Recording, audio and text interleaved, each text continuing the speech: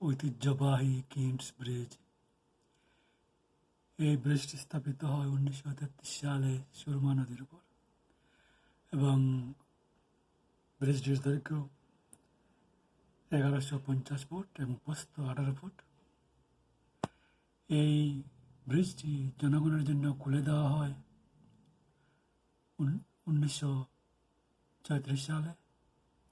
তৎকালীন আসামের governor Michael কিনের নামে এই ব্রিজের নামকরণ করা হয়। এই ব্রিজ সিলেটের ঐতিহ্য। সিলেটের এক পাশে সিলেট শহর, ব্রিজের এক পাশে সিলেট শহর, অন্য পাশে দক্ষিণ সুরমা উপজেলা। সিলেটলি ব্রিজটি এখন গাড়ি চলাচল, রিক্সা চলাচল নিষিদ্ধ।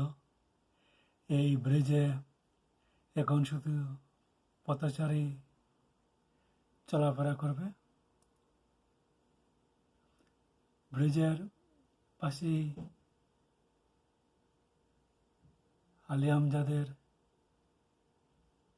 গড়ি, যেটা সিলেটের আরও একটি ঐতিহ্য। এই ব্রিজ ধরে লাখো লাখো মানুষ পারাপার করে ব্রিজের নিচে। এটা হচ্ছে আলী আমজাদের ফেমাস গড়ি,